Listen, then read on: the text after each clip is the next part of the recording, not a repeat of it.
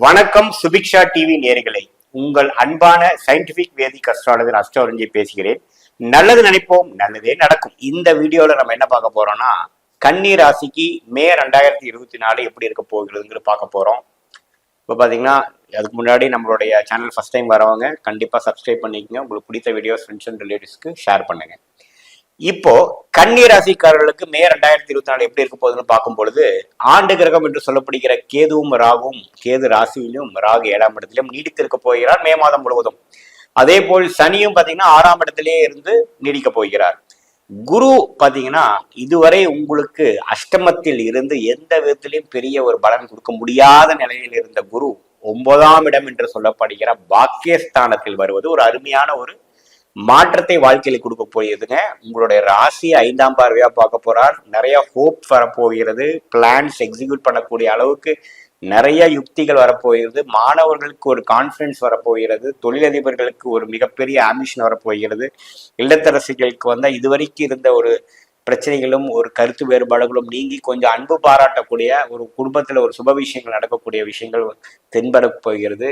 அதே சமயத்துல பாத்தீங்கன்னா இந்த ராகுவோட செவ்வாய் சேர்ந்திருக்கார். நமக்கு செவ்வாய் ஆகாத ஒரு கிரகமாக இருக்கிறது. இந்த மாதம் முழுவதும் செவ்வாய் 7ஆம் இடத்துல ராகுவோட சேர்ந்திருக்கிறதும் மே 10 வரைக்கும் புதனும் ராசி அதிபதியும் போய் அதே காம்பினேஷன் இருக்குது. முதல் 10 நாட்கள் அவ்வளவு சிறப்பாக இல்லை என்பதை நீங்க தெரிந்து கொள்ள வேண்டும். எந்த விதத்திலும் ஒரு இம்பார்ட்டன்டான டெசிஷன் எடுக்கிறது, ஒரு ரிலேஷன்ஷிப் வைஸா இருக்கட்டும், ஒரு பிசினஸ் இன்வெஸ்ட்மெண்ட்டா இருக்கட்டும், ஒரு கோர்ஸ் செலக்ட் பண்ற விஷயமா மாணவர்களுக்கா இருக்கட்டும், எந்த விதத்திலையும் முதல் 10 நாள் ஒரு கிளாரிட்டி இல்லாத ஒரு டைமாக இருக்கிறது. மே 10ஆம் தேதி ஆனதுக்கு அப்புறம் புதன் பாத்தீங்கன்னா உங்க ராசி அதிபதி ராகு செவ்வாயிலிருந்து விலகி 8ஆம் இடத்துக்கு போறது அருமையான விஷயம்.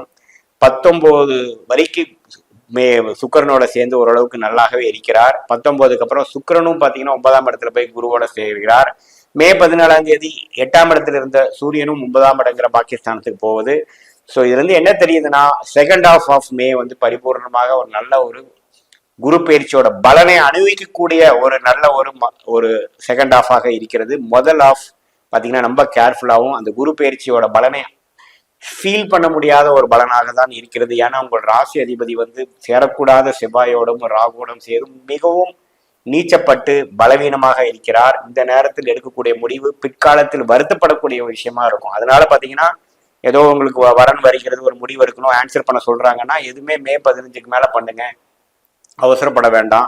இம்பார்ட்டன்ட் டெசிஷன் எடுக்காதீங்க. ஒரு இடம் டாக்குமெண்டேஷன், ஒரு வீடு வாங்குறீங்க, இடம் வாங்குறீங்கன்னா இந்த டைம்ல பண்ணாதீங்க. கொஞ்சம் கேர்ஃபுல்லா அந்த டைம் முடிஞ்சதுக்கு அப்புறம் மே 15க்கு அப்புறம் பண்ணக்கூடியது மிகவும் நன்று. பொதுவா பாத்தீங்கன்னா உங்களுக்கு சில பேரை இந்த 10 நாள்ல பாக்குறீங்க அப்படின்னா உடனே சில கமிட்மெண்ட் கொடுத்துடாதீங்க, ப்ராமிஸ் கொடுத்துடாதீங்க. அது ஃபியூச்சர்ல வில்லங்கமா போகக்கூடிய அமைப்பு உண்டு.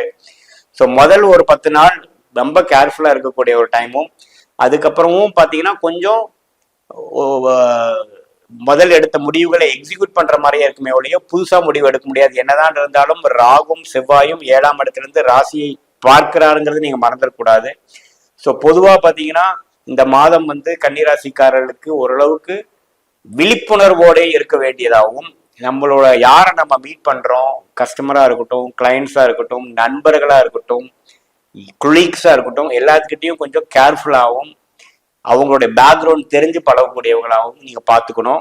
திடீர்னு போய் ஒரு அந்நியர்கிட்ட போய் நம்ம ஒரு கமிட்மெண்ட்டோ ஏதோ பண்ணீங்கன்னா பிற்காலத்துல அது பேக் ஃபயர் ஆகக்கூடிய அமைப்பு உண்டு. ஏன்னா செவ்வாய் ராகு சேருவது ஒரு நல்ல காம்பினேஷன். அது 7ஆம் இடம் என்று சொல்லப்படுகிற பங்குதாரர், நண்பர், வாழ்க்கை துணைங்கிற பாவத்துல சேர்றப்போ பாத்தீங்கன்னா உங்களுடைய ஒய்ஃப், வாழ்க்கை துணை, ஹஸ்பண்டா, பெண்ணா இருந்தா ஹஸ்பண்ட், ஆணா இருந்தா பெண்கிட்ட பார்த்து பேசுங்க, புரிந்து பேசுங்க. கருத்து வேறுபாடுகள் இருந்ததுன்னா கொஞ்சம் பொறுமையாக அதை தீர்க்கறதுக்கு வழி பண்ணுமே ஒழிய நீங்க எடுத்தமா கௌத்தமான்னு பண்ணீங்கன்னா அது பிற்காலத்துல பெரிய விளைவுகளையும் ஒரு பிரிவினையும் கொடுக்கக்கூடிய அமைப்பு இருக்கிறது.